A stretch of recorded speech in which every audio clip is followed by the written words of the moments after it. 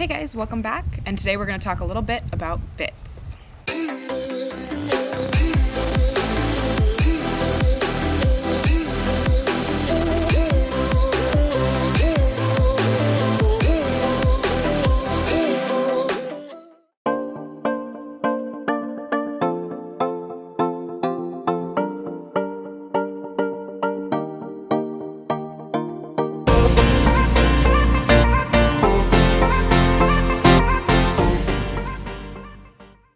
So when it comes to bitting, there are two main types of bits. You have curbs and leverage bits, or snaffle bits.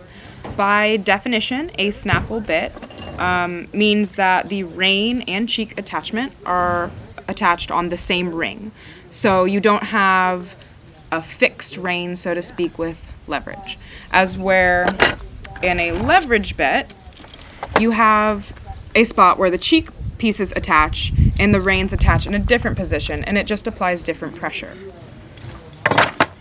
So with all bits, whether they are leverage or snaffle, you have two different pieces. You have your cheek piece, so the loop here, and the mouthpiece. The mouthpiece can be different on any bit, and the side pieces as well. So you can get different combinations, but first we'll talk about the side pieces. This is a D-ring snaffle. It can apply a bit of pressure on either side for lateral reaction. So you see this a lot in the hunter ring when straightness is a priority. You see this less in the jumper ring when you have more turns and stuff like that. Overall, the D-ring, I don't use it a ton on my horses. I actually prefer an egg butt snaffle. So this, it's a little less pressure on the sides of the mouth. We have a loose ring. This is a delayed reaction bit because there's no fixed point on the sides. It actually pivots. We have a full cheek snaffle, which is the most side pressure that you can get on a bit. It really focuses on lateral straightness. Then we have some other bit types that are a little bit more irregular. They're not as normally seen on circuit. So this is a botcher or bocker. This is for a horse that prefers a more constant contact in the mouth with a little less movement. You see a lot of movement with something like a loose ring snaffle. And a lot less with this as it's fixed. You have cartwheel bits. These side pieces, you have the cheek attachment here, the rein attachment here, so you actually have a leverage pivoting motion, so it applies pull pressure as well as pressure on the bars of the jaw. You can have a pellum. So this is very, very frequently seen in equitation, even hunters, jumpers. It is a leverage bit. You can have a short shank like this or a longer shank on the side. That'll increase the leverage action and the pull and bar pressure. As where the cheek piece attaches here, you have a snaffle rein here and a double rein here. Then with bits like this is an elevator, a 3-ring gag. It has a lot of names. This is the 3-ring. This also comes in a 2-ring with just one little ring on the top and the bottom. The cheek piece attaches on the top. This is again a leverage bit. It does swivel, so for a horse that's a little finicky with its mouth, it may not prefer this this movement. You can ride this in a double rein or a single rein, depending on where the rein is on which loop. It kind of depends as far as severity and the amount of leverage you want. So one of the first things to talk about when it comes to the mouthpiece of bits is how many joints are in them. So some of them have no joints. This is called a mullen mouth. This one actually is made out of rubber, but they also come in a variety of other materials. Then you have a single jointed bit with just one joint in the middle. One of the differences between these two is that the mullen mouth puts primarily tongue and corner pressure, as where this actually has a nutcracker effect. It'll pinch the tongue and hit the roof of the mouth. Then you have a 3-piece bit. This is a French link. This can come in a link, a lozenge, a half moon, which I'll show you in a second. That's a 3-piece. Then you can have a Waterford, which is multiple joints, also referred to as a bubble bit or a ball bit. Now, for this in particular, I would use this for a horse that's very heavy and likes to lean on the bit. It doesn't give them anything to lean on because it is so jointed. It's a little bit heavier, but there isn't any roof pressure in the mouth because of its flexibility. People see this and they get kind of scared because all of the hardware in the joints, but in my personal opinion, I think it's actually softer than a single joint just due to the roof pressure and the tongue pinching that you can get. So going back to our single jointed and even our double jointed bits or a 3-piece bit, you can have a variety of materials it's made out of. So you can have anywhere from rubber to Happy Mouth, which is plastic. You want to be careful with these kind of bits because they do tend to get chewed and cracked, and you should always make sure that you are checking your bits frequently so that if there are any teeth marks, you can either file them down or discard the bit because they can be sharp in the mouth. You can also have different kinds of metals, anything from like copper, or this is called sweet iron. Some horses like it for salivation. It actually has copper lines on the side as well. And that can kind of just get the horse's mouth to salivate and relax and accept the bit. Moving on to thickness, you can have different thicknesses from a solid, smaller diameter bit to a larger, even hollow bit. These can be good for horses that are a little bit more finicky to pressure. A larger bit in the corner of their mouth can kind of, of course, space out that pressure and be a little bit softer, so to speak. There's a lot of bit controversy out there, especially in the last few years, about riding bitless or in a bit. I think the biggest thing about that aid in general is the hands that use it. Obviously, I think the most minimalistic pressure is the best pressure, whether that is riding in a halter or a neck rope or a snaffle. Whatever you can get the most with for the least amount is what I feel is best. One of the biggest things, though, I think, is really the rider's hand. If you're too heavy-handed, it's going to show long-term. Your horse is going to have a duller mouth or duller aids in general. So when it comes to bitting, I don't necessarily think, in my eyes, that a leverage bit is more severe than a snaffle bit. It just depends the horse and the rider that's using it. I've seen a lot of riders with really harsh hands in a 3-piece snaffle, and then I've seen another horse and a different rider that goes very soft and very sweet with minimalistic pressure and contact in a pelham. It all depends kind of what bit fits which horse, kind of like a Cinderella slipper. But anywho, let's go into why I would use each bit for which horse.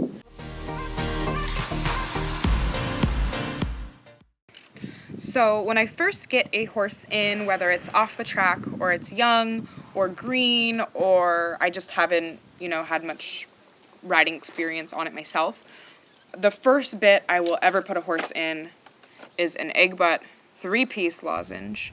I prefer this because in my eyes it's the most minimalistic pressure that's still metal, with the fact that rubber does degrade fairly quickly. So here's an Eco-Pure, you can see what I'm talking about.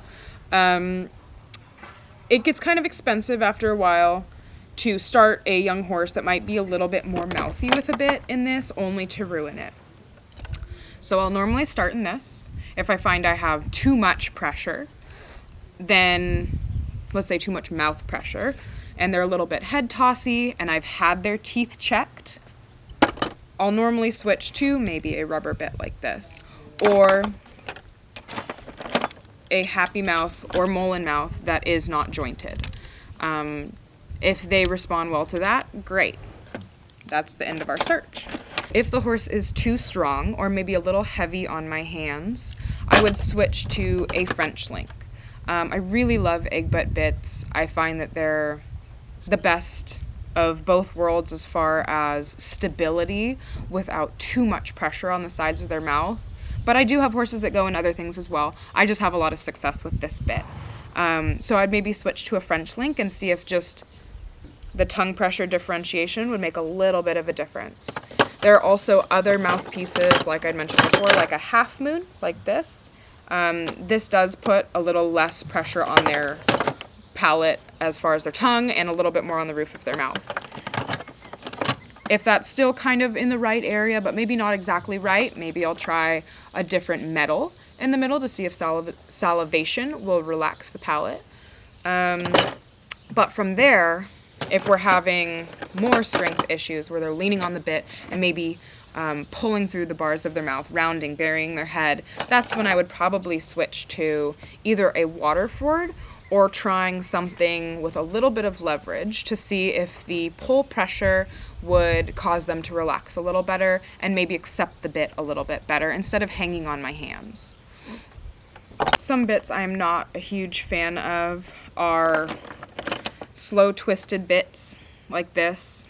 I try to keep these kind of bits out of all of my horses' mouths. I think even though there are rounded edges, they can build up calluses in certain spots. Some people have luck with them. Personally, it's not for me. I would rather ride with, something like a Pelham. Maybe not this severe, but a Pelham that has, the pull pressure and just a little bit of leverage action instead of doling my horse's mouth. Again, I'm not a huge fan of single jointed bits. I have had horses that really like them. I had one horse that went really well in this. This has copper rollers on it. She had a bit of a fidgety tongue, and this was really great for her. The times that I would switch from a egg butt to maybe a different bit is if they were a little, as I said before, laterally wiggly. For example, I have a horse like Indigo. He goes in a 3-piece D-ring, so there is a little bit of pressure on the side of his face to keep him straight. And then the upgrade from that would be the full cheek for horses that are a little bit more demanding into the contact. So other bits I really am not a huge fan of are bits that put on severe tongue pressure like this. This is a loose ring that has a twisted wire in the middle. I just wouldn't use this. I feel like there are other bits that I could do my homework with better and not have as much in their mouth. I mean, you look at how severe this is, pinching their tongue and against the roof of their mouth. It's a very small point of pressure, as well as double twisted wire bits. I don't even own one. Bits like this I've picked up, people give them to me or whatever, but double twisted wires, I've never had a need for one with all the thoroughbreds I've had come through. It's just not something I'd ever put in my horse's mouth. I think the corners of the mouth are very important to keep as healthy and as, sensitive as they are. I don't know why you would ever want to put wire. Would you want that in your mouth? Probably not. So here are just a few bits that are not your typical pick, I would say. I got this not that long ago because it was on sale and I'd never seen anything like it, but it is smooth on one side and it is ribbed on the other side. Have I used it? No, the tag is still on. I just think this is so interesting. It is I believe, it's a Bradoon, so it is technically for a double bridle. But, very, very interesting bit. I feel like it would take a very specific horse to need this. This is a Chilton Ham Gag. So these side pieces actually will replace the cheek piece on your bridle, and you can either do a snaffle and leverage rein or just the leverage rein. This one is a half moon in the middle, and it's an egg butt cheek piece. They also come in loose ring. I personally haven't had a need for this bit, but I'm glad that I have it. It's a little different pressure than an elevator, as it does pull off the cheek pieces, so there is pressure on the pull of the head. Overall, I think, like I said, this would be a very specified bit for a specific horse. For me, I haven't needed it. I did try Troy in it, and it just wasn't really for him. I think it was just a little bit too much pull pressure for him. Another bit that a lot of people seem to like, they're a little pricey though, are Mylar Bits. They have some of them, there are different levels. Some of them have this roller in the middle, and they do have a stop to them. So they don't actually bend all the way in half. This is a loose ring. This is pretty standard for a lot of event riders I know that start their off-the-track thoroughbreds in something similar to this. As I said, this is a level 1. I do have a level 2 Mylar. It's very different. It's very bulky. I personally haven't put it in my horse's mouth, but I got it for $10. And Mylars are very expensive. So I was like, you know what? Maybe one day. But with all of these kind of hinges and twisting, and I think it's a little too complex for what I would want to use in my horse's mouth. It also has rein fasteners here, so you can actually attach the cheek pieces and the reins to the bottom. Another kind of interesting bit, not very normally seen, but I mean, they made it for a reason, so someone's got to use it. One of the last bits we'll probably talk about is actually the hack-a-bit combo. This one's always kind of funny to me. I've seen a lot of people hate on this, and I'm not sure why.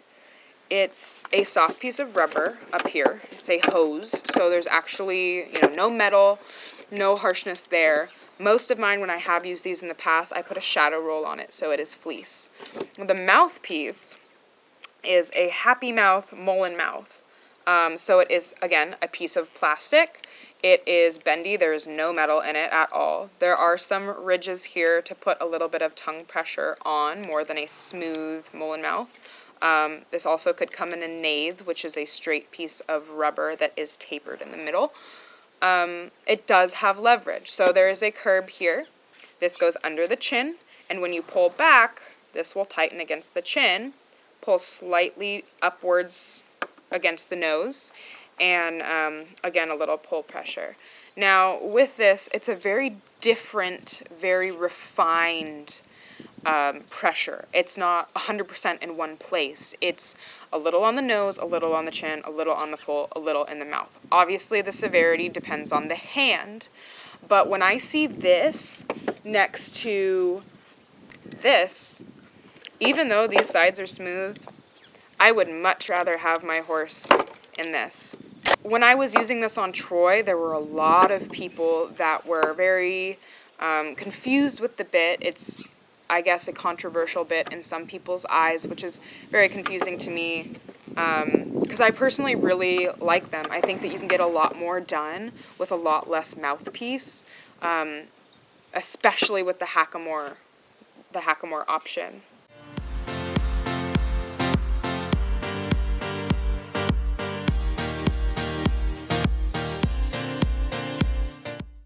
So, I'm sure you've seen some of my bits have bit guards. Why do these have bit guards? Well, there's a few reasons why you could use bit guards. I have a lot of thoroughbreds. They tend to be a little thinner skinned, maybe a little more sensitive. So every once in a while, I'll get a horse that for whatever reason, this loose ring, the way their mouth wrinkles, it will pinch them or maybe rub a little bit. So with bit guards, it keeps the ring off them just enough to where that won't happen. Another reason to use bit guards is if the bit is too big. So let's say that you bought a 5.5-inch bit and your horse is a 5 1/4. You could add bit guards to a loose ring to make that a little better fit. Now, when thinking about pinching, you want to make sure that you are not adding bit guards to a bit that already fits and then you make it too small, because that's going to cause a lot of discomfort. Normally, you'll only see these on loose ring bits. Obviously, there's some slide action here. That's why this has bit guards on this as well. But you won't see it on a D-ring or an egg butt normally.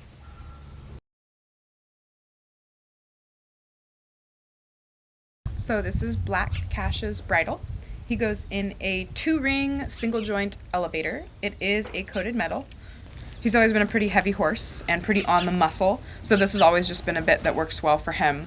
He also goes in a flash noseband. This is Griffin's flat bridle. It is a French slang bocker. He is a bit of a heavier horse that prefers a more stable contact. So this is what I flat him in. For jumping, I actually have him in the French link elevator. It is a 3-piece. And just to try to help stabilize the mouth a little bit. I do have bit guards on it. He's also a bit sensitive in the corners of his mouth as far as rubs go, so that's why I have those on there. He is a heavier horse. He's a little duller to the aids, so having a little bit of leverage pressure helps him not hang as much on the bit and respect it a little bit more. So this is Pilot's bit. It is a loose ring 3-piece lozenge. The main reason I threw this in him was because it was set up. I didn't actually put him in an egg butt when he first came. I threw him in this. And so far he's been doing a pretty good job. He is probably due for a bit change here. Not necessarily the mouthpiece, but I think he'd be better with a bit that's a little bit more stable. So a D-ring or an egg butt would be a good next choice for him. This is Annie Claire's bit. It is a Mylar. It does have the swivel action and the reduced brake. She's a pretty sassy mare. She's very soft in the mouth, but she's pretty forward, just like Callie. So when I have the little bit of almost Mullen-like pressure where it doesn't bend in half, it actually helps her not fuss with the bit as much. So this is a really great bit for her. So I use this bridle for flat on both Zinn and Remington. It is a 3-piece French link D-ring. The reason I use the French link on these two, not the round lozenge in the middle, is because they're a little bit heavier on the forehand. Not so much in their mouth, they have a sensitive mouth, but their weight distribution, they prefer to be forward. So this just kind of helps them respect it a little bit more. I also love the D-ring for Zinn because if I ever did want to play hunter, he'd fit right in. So with Zinn, I've been experimenting a little bit with different bits. He seems a lot like D, where he could go in a lot of bits, but to find one that's a perfect match for him is kind of hard. He's been going good in this. I don't know if he'll be in this in a couple months, but for now it's working. This is an interesting one. It's called a gold wing cartwheel bit. So there is leverage a little bit, and it is 3-piece in the middle. It's coated metal as well, so it's not your typical stainless.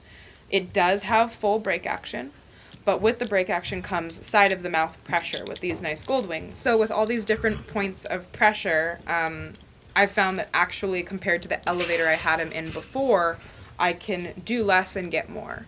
So far this is working well for him. Again, it's a very soft mouthpiece, but I'm going to kind of keep playing with it and see what we come up with. So this is what I'm going to be starting Sebastian in here in a couple of weeks. The reason I chose a little bit of play with him instead of having an egg butt is just because he tends to be a little bit more finicky and fussy with his mouth. So it was either this or maybe like a Mylar with a roller, so he had kind of something to do. We'll see. Sometimes you think the bit's going to be a good fit or it makes sense on paper, but you put it in their mouth and it's just a big no. So he very quickly could be back to an egg butt with more stability, or a D-ring, or even something completely different altogether. Thanks so much for watching, guys. I hope you learned something, and I hope this was a bit helpful. Stay tuned for my next video, and have a great day.